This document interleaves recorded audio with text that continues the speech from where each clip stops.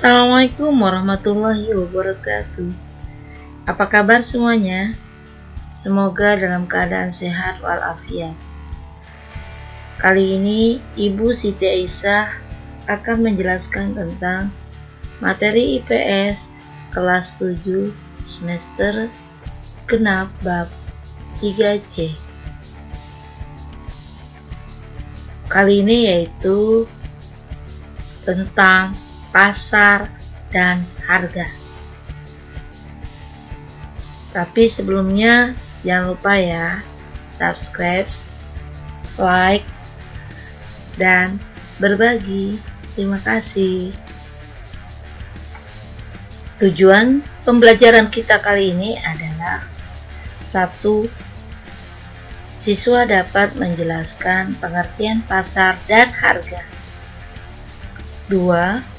Dapat menjelaskan fungsi pasar dan jenis-jenis pasar. 3. Dapat menganalisis hubungan pasar dengan harga pasar. Mari kita bahas satu persatu. Yang pertama adalah pasar. Masihkah kalian ingat kegiatan distribusi barang dan jasa pada materi sebelumnya? Kegiatan penjual yang dilakukan pedagang biasanya terjadi di pasar. Kita dapat melihat pasar yang ada di lingkungan sekitar kita. Pasar tersebut bukan hanya untuk melakukan transaksi jual beli, akan tetapi beberapa orang ke pasar hanya untuk melihat-lihat atau sekedar mengetahui keadaan barang dan harga. Kegiatan di pasar sangat ramai, apalagi kalau hari tersebut merupakan hari pasaran.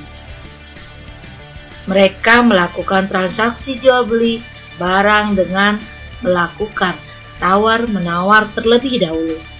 Setelah terjadi kesepakatan harga dan memilih barang yang diinginkan, biasanya akan terjadi transaksi jual beli.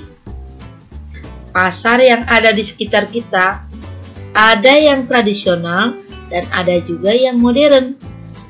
Dalam memenuhi kebutuhannya, manusia akan berupaya untuk memperoleh barang dan jasa. Barang dan jasa yang diperlukan tersebut sebagian besar disediakan oleh pasar. Kalau kita mencoba pergi ke pasar, maka kita akan melihat hal-hal yang sangat penting dalam pasar. Ada penjual. Di dalam pasar juga ada barang dagangan dan ada pembeli. Antara pembeli dan penjual ada tawar-menawar.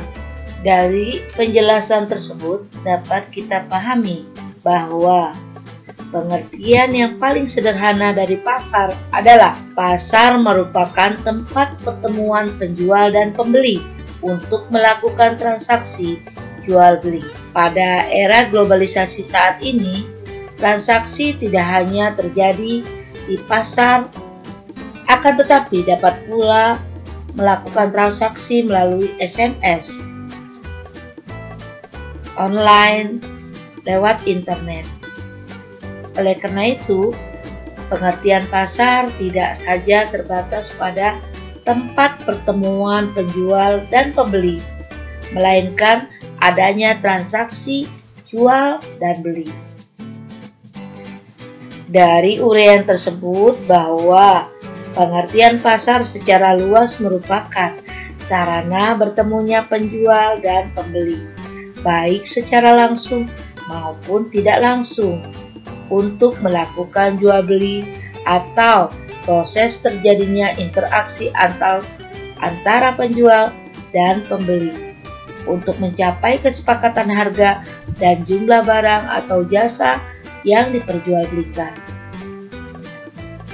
Pada mulanya pasar terbentuk dalam tingkatan lokal. Seiring dengan perkembangan pertukaran barang yang semakin meningkat, lambat laun pasar menjadi sangat luas. Pada zaman dahulu, hanya pada tingkatan desa, kecamatan, kota, kabupaten, provinsi, nasional, dan hingga sampai sekarang levelnya mencapai internasional.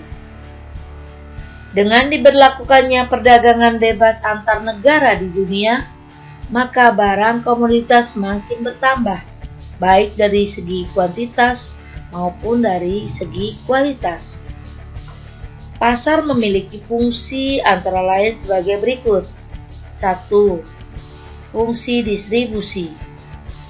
Fungsi distribusi adalah untuk memperlancar distribusi barang dari produsen ke konsumen melalui transaksi jual beli. Produsen dapat memasarkan barangnya baik secara langsung maupun melalui perantara. Yang kedua, fungsi pembentukan harga. Fungsi pembentukan harga pasar mewujudkan kesepakatan antara penjual dan pembeli. Transaksi penjual dan pembeli pada mulanya melakukan tawar-menawar dan akhirnya terjadi kesepakatan harga. Dan fungsi yang ketiga adalah fungsi promosi. Promosi artinya memperkenalkan hasil produksi kepada masyarakat. Melalui fungsi ini, pasar menjual barang sekaligus memperkenalkan hasil produksinya kepada masyarakat. Barang dagangan biasanya dipajang di tempat-tempat yang terlihat oleh konsumen. Dengan memajang barang hasil produksi tersebut, diharapkan dapat menarik minat konsumen untuk membelinya. Fungsi promosi ini sangat menentukan omset penjualan, apalagi ditunjang dengan kualitas barang yang bagus dan dengan harga yang murah. Pasar banyak macamnya. Pada dasarnya, pasar dapat dibedakan menurut beberapa kriteria. Yang pertama, dilihat dari wujudnya. Berdasarkan wujudnya, pasar terbagi atas dua. Yang pertama, pasar konkret, yaitu pasar yang nyata atau pasar-pasar yang unsur pasarnya terlihat semua, seperti tampak penjual, pembeli, dan barang yang diperjualbelikan ada di situ. Contohnya seperti pasar-pasar yang ada di sekitar rumah kita. Yang kedua, pasar abstrak, yaitu pasar yang antara penjual dan pembeli dan barang yang diperjualbelikan tidak dapat bertemu langsung di dalam pasar. Akan tetapi, transaksi dilaksanakan melalui alat komunikasi dan barang yang diperjualbelikan pun sudah diketahui oleh pembeli. Yang kedua, pasar menurut jenis barang yang diperdagangkan. Yang pertama, pasar barang konsumsi, yaitu pasar yang memperjualbelikan barang-barang keperluan sehari-hari. Contohnya, pasar ikan, pasar buah, supermarket, dan lain-lain. Yang kedua, pasar barang produksi, yaitu pasar yang menyediakan keperluan faktor-faktor produksi. Contohnya, pasar tenaga kerja, pasar modal. Yang ketiga, pasar menurut luas jaringan distribusi. Menurut luas jaringan distribusi, pasar dapat dibedakan menjadi 4. 1. Pasar setempat, yaitu pasar yang digunakan oleh masyarakat wilayah di sekitarnya dan melibatkan penjual serta pembeli di sekitar daerah tersebut. Yang kedua, pasar nasional, yaitu pasar yang cakupan pembelinya dalam wilayah suatu negara. Penjual dan pembeli dari berbagai daerah di wilayah negara tersebut. Yang ketiga, pasar regional, yaitu pasar-pasar yang ada di daerah pemasarannya meliputi beberapa negara yang berada dalam satu kawasan, seperti kawasan Asia Tenggara, ASEAN. Yang keempat, pasar internasional, yaitu pasar yang menyediakan komoditas barang dagangan untuk rakyat seluruh dunia. Biasanya komoditi yang dijual merupakan produk-produk yang dibutuhkan oleh seluruh masyarakat. Yang keempat, pasar menurut waktu penyelenggaraannya. Pasar menurut waktu penyelenggaraannya terbagi atas 4. Yang pertama, pasar harian, yaitu pasar yang melakukan kegiatan setiap hari. Contohnya, pasar kebutuhan pokok. Yang kedua, pasar mingguan, yaitu pasar yang dibuka setiap seminggu sekali. Contohnya, pasar hewan. Yang ketiga, pasar bulanan, yaitu pasar yang kegiatannya sebulan sekali, seperti pasar yang ada di sekitar pabrik menunggu masyarakat gajian. Yang keempat, pasar tahunan, yaitu pasar yang dilakukan setahun sekali. Contohnya, Pekan Raya Jakarta. Yang kelima, pasar menurut organisasi atau strukturnya. Menurut organisasi atau strukturnya, pasar terbagi atas 2. Yang pertama, pasar persaingan sempurna, yaitu pasar yang di dalamnya banyak terdapat penjual dan pembeli yang sama-sama telah mengetahui situasi pasar. Barang yang diperjualbelikan homogen atau sejenis. Penjual dan pembeli tidak bebas menentukan harga, karena harga ditentukan oleh kekuatan pasar. Yang kedua, pasar persaingan tidak sempurna, yaitu pasar penjual dan pembeli memiliki kebebasan dalam menentukan harga dan jumlah barang yang diperjualbelikan. Dalam pasar ini, penjual dan pembeli dapat mempengaruhi harga.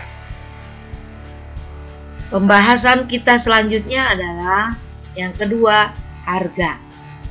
Harga ialah nilai tukar suatu barang yang dinyatakan dengan uang. Dalam ilmu ekonomi, yang dimaksud dengan harga pasar ialah harga yang disepakati pihak penjual dan pembeli. Dan pada harga ini, barang yang diminta sama dengan jumlah barang yang ditawarkan. Harga pasar dapat disebut juga sebagai harga keseimbangan, karena pada harga tersebut ada keseimbangan antara jumlah barang yang ditawarkan dan jumlah barang yang diminta, seimbang. Terbentuknya harga pasar ini melalui proses tawar-menawar terlebih dahulu antara penjual dan pembeli. Harga pasar ini terjadi setelah adanya kesepakatan harga antara penjual dan pembeli. Baiklah anak-anakku sekalian, demikian tadi pembahasan kita mengenai pasar dan harga. Ibu harap kalian tetap semangat dalam belajar. Selalu gunakan masker jika berpergian dan selalu mencuci tangan. Taati protokol kesehatan. Semoga kita dalam kondisi sehat walafiat. Terima kasih atas perhatiannya. Sampai bertemu lagi pada video ibu berikutnya. Assalamualaikum warahmatullahi wabarakatuh.